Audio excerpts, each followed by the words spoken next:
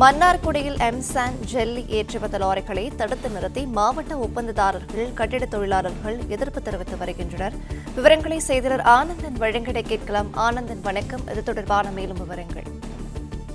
நிச்சயமாக திருவாரூர் மாவட்ட ஒப்பந்தக்காரர்கள் மற்றும் கட்டிட தொழிலாளர்கள் கூட்டமைப்பு சார்பில் ஜல்லி மற்றும் எம்சாண்டின் விலை உயர்வை கண்டித்து தொடர் வேலை நிறுத்த போராட்டத்தை அறிவித்து நேற்று மாவட்ட ஆட்சியர் அலுவலகத்தில் ஒப்பந்தக்காரர்கள் கண்டன ஆர்ப்பாட்டத்தில் ஈடுபட்டனர். இந்த நிலையில் இன்று கரூர், புதுக்கோட்டை உள்ளிட்ட வெளி மாவட்டங்களில் இருந்து மன்னார்குடி, திருத்துறைப்பூண்டி, கோட்டூர், கூத்தாநல்லூர் உள்ளிட்ட பகுதிகளுக்கு ஜல்லி, எம்சாண்ட் உள்ளிட்ட கட்டுமான பொருட்களை ஏற்றி வந்த நூற்றுக்கணக்கான லாரிகளை கோயில்வெண்ணி, திருமங்கலம், காரிக்கோட்டை, மன்னார்குடி ஆகிய இடங்களில் ஒப்பந்தக்காரர்கள் மற்றும் கட்டிட தொழிலாளர்கள் லாரியை மறித்து போராட்டத்தில் ஈடுபட்டு வருகின்றனர்.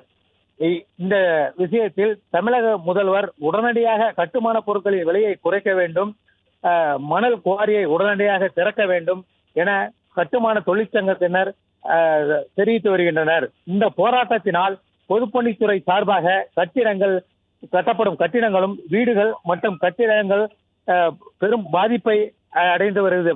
அந்த பணியானது நடைபெறாமல் பெரும் பாதிப்பை அடைந்து வருகிறது.